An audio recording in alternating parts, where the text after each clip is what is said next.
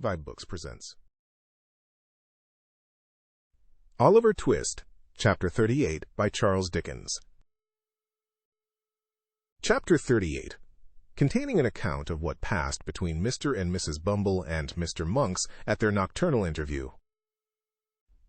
It was a dull, close, overcast summer evening.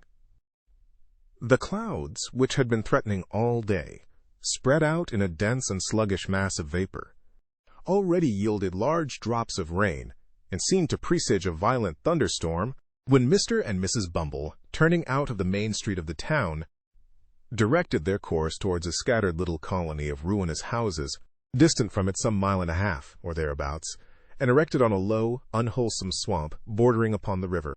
They were both wrapped in old and shabby outer garments, which might perhaps serve the double purpose of protecting their persons from the rain and sheltering them from observation. The husband carried a lantern from which, however, no light yet shone, and trudged on, a few paces in front, as though, the way being dirty, to give his wife the benefit of treading in his heavy footprints.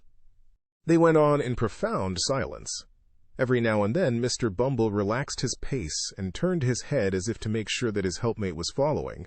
Then, discovering that she was close at his heels, he mended his rate of walking and proceeded at a considerable increase of speed towards their place of destination. This was far from being a place of doubtful character, for it had long been known as the residence of none but low ruffians, who, under various pretenses of living by their labor, subsisted chiefly on plunder and crime.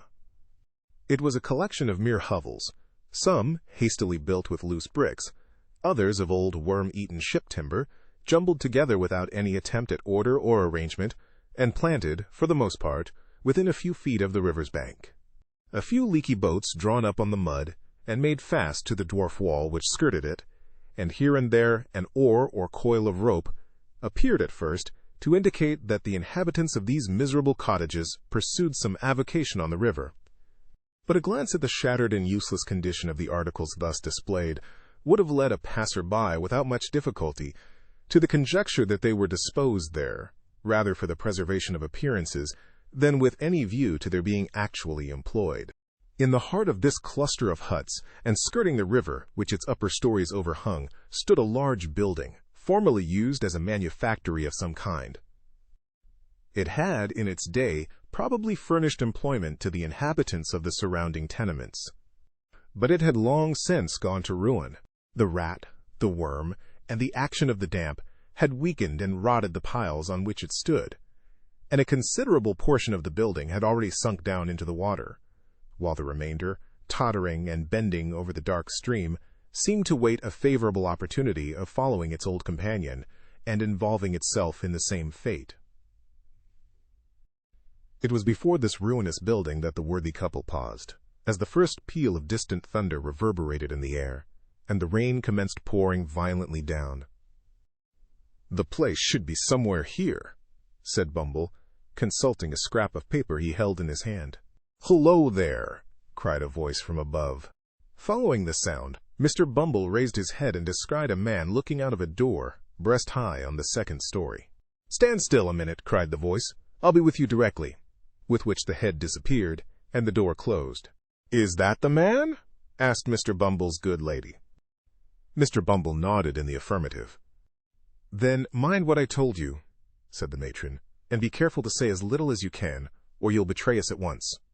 Mr. Bumble, who had eyed the building with very rueful looks, was apparently about to express some doubts relative to the advisability of proceeding any further with the enterprise just then, when he was prevented by the appearance of Monks, who opened a small door, near which they stood, and beckoned them inwards. "Come in," he cried impatiently, stamping his foot upon the ground. "Don't keep me here." The woman, who had hesitated at first, walked boldly in without any other invitation. Mr. Bumble, who was ashamed or afraid to lag behind, followed, obviously very ill at ease and with scarcely any of that remarkable dignity which was usually his chief characteristic. "What the devil made you stand lingering there in the wet?" said Monks, turning round and addressing Bumble after he had bolted the door behind them. We were only cooling ourselves," stammered Bumble, looking apprehensively about him. "Cooling yourselves!" retorted Monks.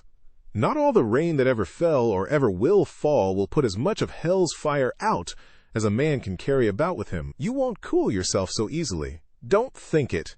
With this agreeable speech, Monks turned short upon the matron and bent his gaze upon her, till even she, who was not easily cowed, was fain to withdraw her eyes and turn them towards the ground. "This is the woman, is it?" demanded Monks.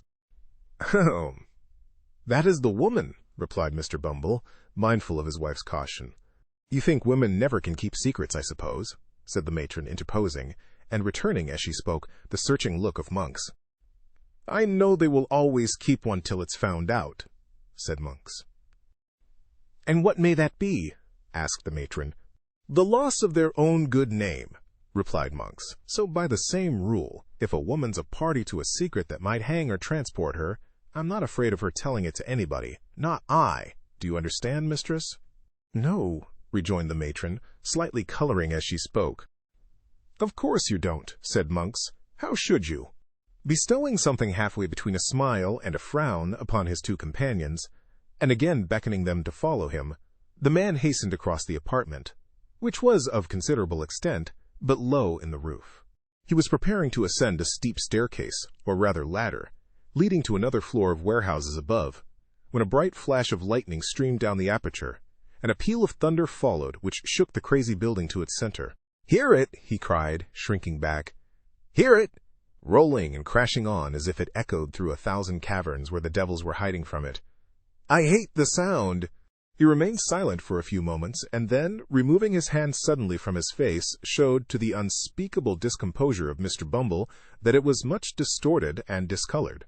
"These fits come over me now and then," said Monks, observing his alarm, "and thunder sometimes brings them on. Don't mind me now. It's all over for this once." Thus speaking, he led the way up the ladder, and hastily closing the window shutter of the room into which it led, lowered a lantern which hung at the end of a rope and pulley passed through one of the heavy beams in the ceiling, and which cast a dim light upon an old table and 3 chairs that were placed beneath it. "Now," said Monks when they had all 3 seated themselves, "the sooner we come to our business, the better for all. The woman know what it is, does she?"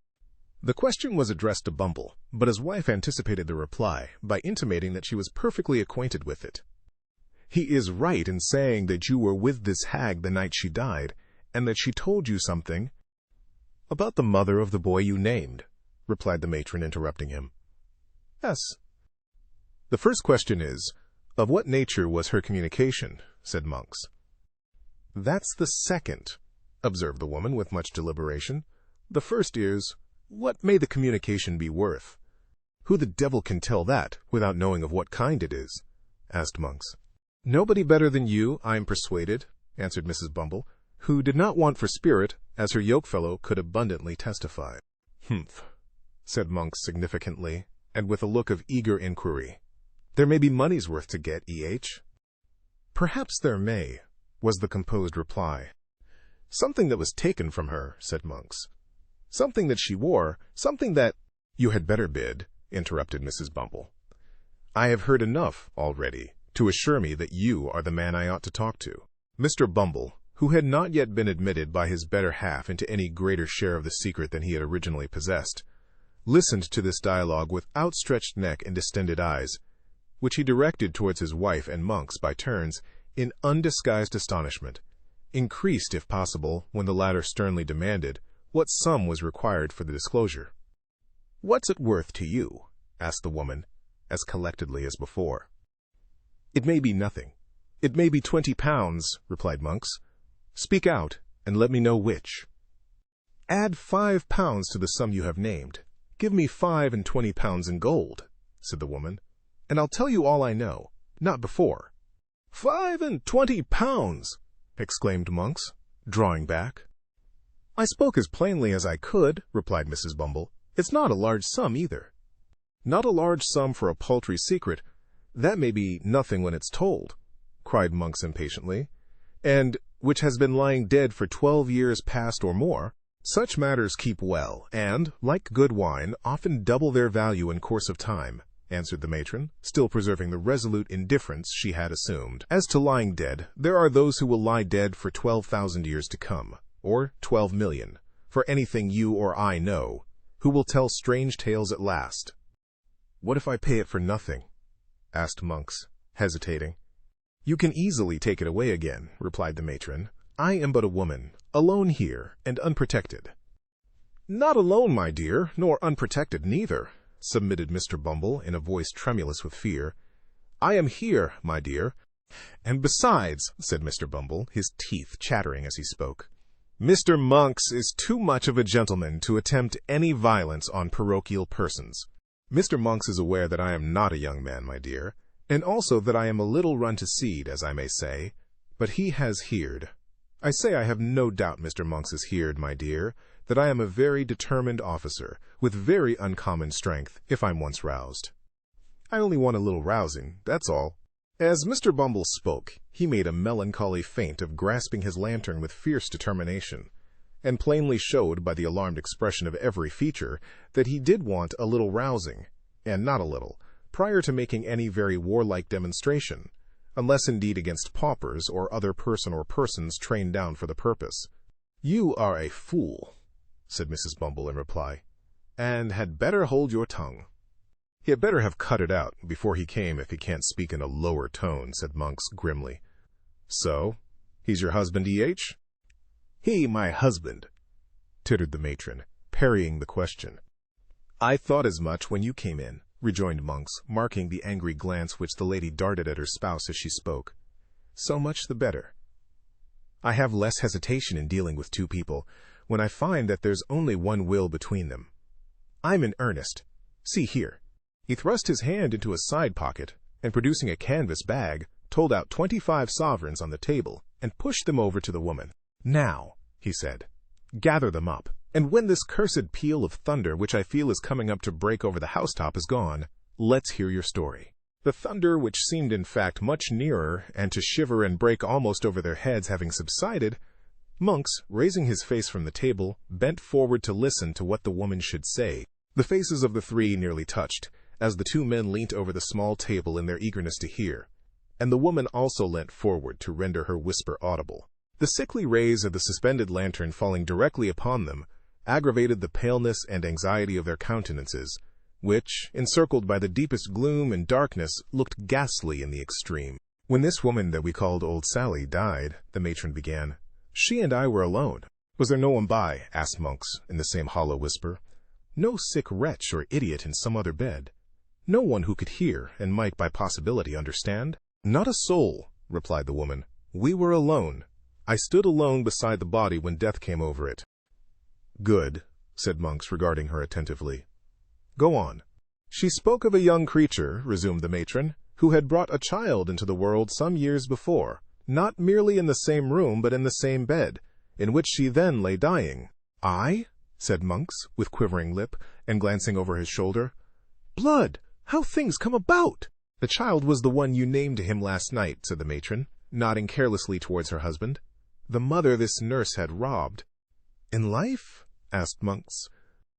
"In death," replied the woman, with something like a shudder. "She stole from the corpse, when it had hardly turned to one, that which the dead mother had prayed her, with her last breath, to keep for the infant's sake." "She sold it," cried Monks, with desperate eagerness. "Did she sell it? Where? When? To whom? How long before?" "She told me with great difficulty that she had done this," said the matron. "She fell back and died." "Without saying more?" cried Monks, in a voice which, from its very suppression, seemed only the more furious. "It's a lie. I'll not be played with," she said more. "I'll tear the life out of you both, but I'll know what it was." "She didn't utter another word," said the woman, to all appearance unmoved, as Mr. Bumble was very far from being, by the strange man's violence. "But she clutched my gown violently with one hand, which was partly closed, and when I saw that she was dead, and so removed the hand by force, I found it clasped a scrap of dirty paper." "Which contained," interposed Monks, stretching forward. "Nothing," replied the woman. "It was a pawnbroker's duplicate." "For what?" demanded Monks.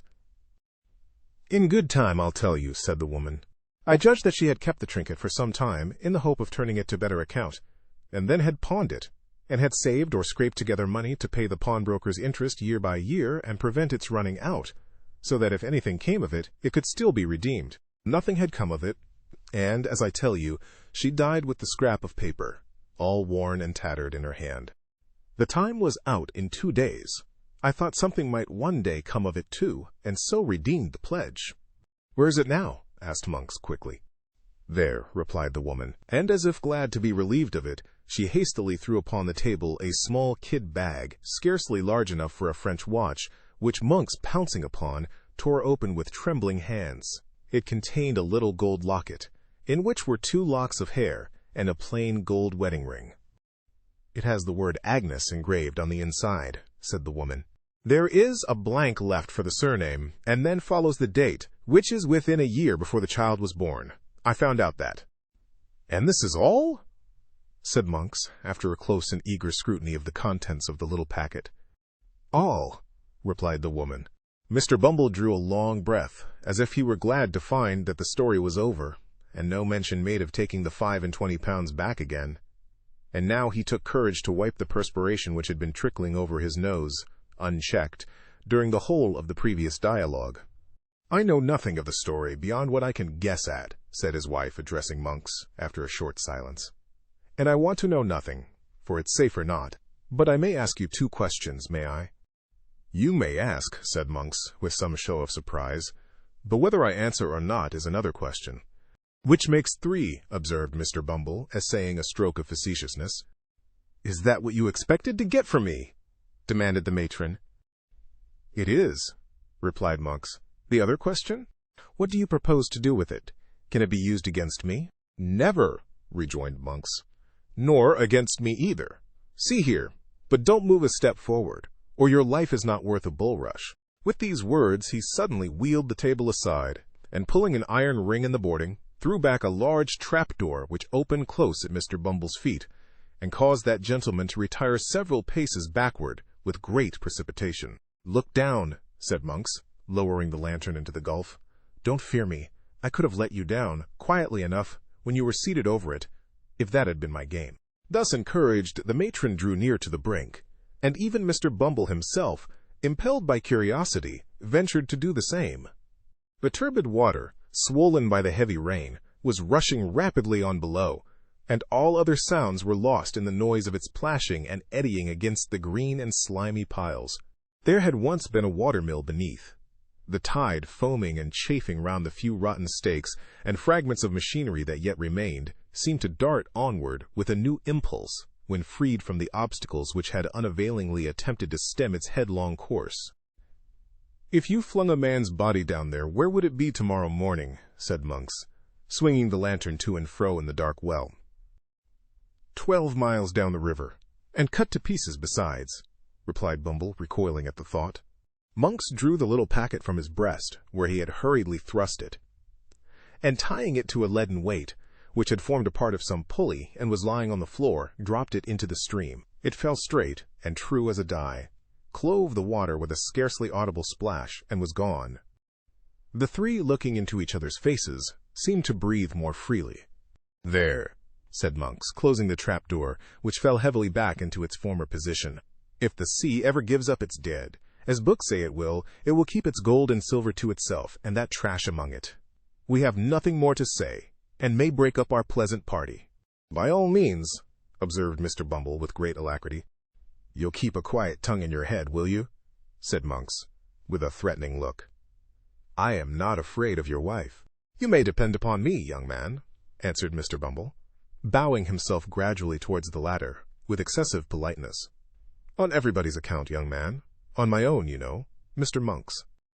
"I am glad for your sake to hear it," remarked Monks. "Light your lantern, and get away from here as fast as you can."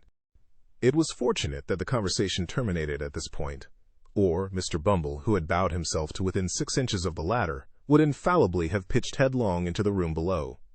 He lighted his lantern from that which Monks had detached from the rope, and now carried in his hand, and making no effort to prolong the discourse, descended in silence, followed by his wife. Monks brought up the rear, after pausing on the steps to satisfy himself that there were no other sounds to be heard than the beating of the rain without and the rushing of the water. They traversed the lower rooms slowly and with caution, for Monks started at every shadow, and Mr. Bumble, holding his lantern a foot above the ground, walked not only with remarkable care, but with a marvelously light step for a gentleman of his figure, looking nervously about him for hidden trapdoors. The gate at which they had entered was softly unfastened and opened by monks. Merely exchanging a nod with their mysterious acquaintance, the married couple emerged into the wet and darkness outside. They were no sooner gone than monks, who appeared to entertain an invincible repugnance to being left alone, called to a boy who had been hidden somewhere below. Bidding him go first and bear the light, he returned to the chamber he had just quitted. Thank you for tuning into vibeBooks. We hope you enjoyed this journey. Please consider liking, commenting, and subscribing to our channel. Check out our playlist or explore vibeBooks for more classic stories. Until next time, happy listening.